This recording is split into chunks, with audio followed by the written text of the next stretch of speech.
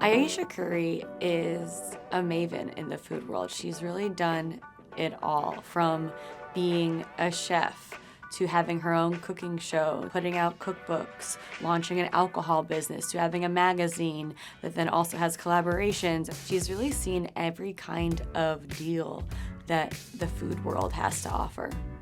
While Chef Ayesha Curry is a prolific entrepreneur in the food industry, she's also very intentional about what she puts her name and her energy behind. She's really thoughtful and doing things quite differently. I was super excited just to get to meet Ayesha Curry and to hear more about her strategy, what inspires her, what keeps her going. And she is so hardworking, but my biggest takeaway really is just that she's a force to be reckoned with, and that she has created a playbook for how to succeed in the food industry, truly like no one else I've seen. I'm Chloe Sorvino, and here's my exclusive interview with Ayesha Curry. You have such a breadth of experience in this food industry. Not only have you sold a wine company and understand how deals like that are put together, but you have a cookware company, you have Sweet July, which covers food and culture and a lot of other things, and then you also, have created olive oil and coffee that sells, so when you're developing products and when you're trying to find a market, how does that work for you? Like, what's your creative process like? For me, it always stems, we work from a team perspective, so it's the team coming together and figuring out where that passion is stemming from, and then we kind of do a deep dive from there. And for us, being a Black female founded business, the focus really is on how can we continue to empower through the products that we're putting out into the marketplace, and so we approach it from that standpoint first. And then we kind of do a deep dive into the creative and decide what it is that we're looking to do.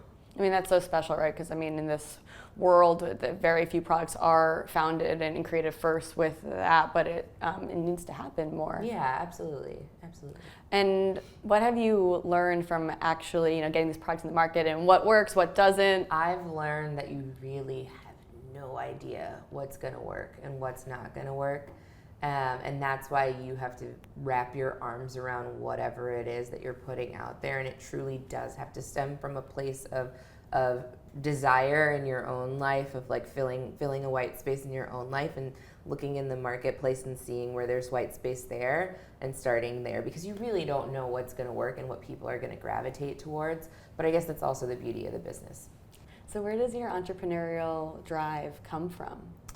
I think from watching my mom growing up. My mom was a hairstylist and small business owner for 40 years, and I watched her grind and saw the fruits of her labor in real time, and watched how yes, tumultuous that journey was, but the joy that came from making people single-handedly making people happy on a daily basis through her business. And so I think watching that and just coming from a long line of female entrepreneurs, it was kind of in the blood.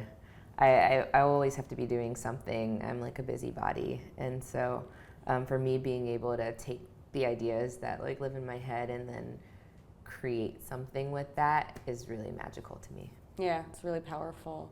So you also do a little bit of investing. You were saying earlier that it's not too many food companies, but what's really your ethos there, and what do you look for? We're always looking for companies to invest in, especially in the food and beverage space, and food innovation. One company that I sit on the board for is Back to the Roots, and they're doing amazing things in the gardening space. Very cool.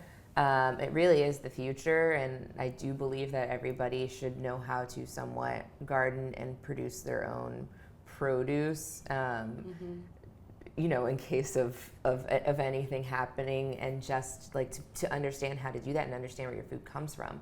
And so they're doing amazing things. That's a company that I've been working with for so many years now, and so I love them. Yeah, those mushroom boxes are so cool, but they really do drive, food sovereignty, food security. Absolutely. Which is huge. Yeah, absolutely. Huge. Okay, so what's next for you? You obviously have so many different hands in so many different pots. So, no pun intended. So what's next is Sweet July. So Sweet July launched several years ago, but most recently we launched Sweet July Skin, and I'm really excited about Sweet July Skin.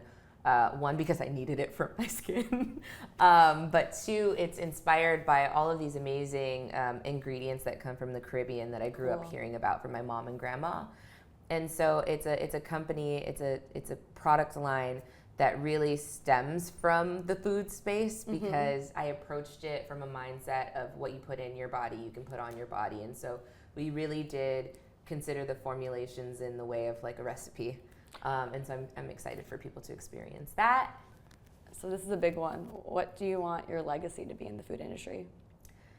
You know what's interesting, and something that like my family and I talk about all the time at home, is for me it's more about impact over legacy.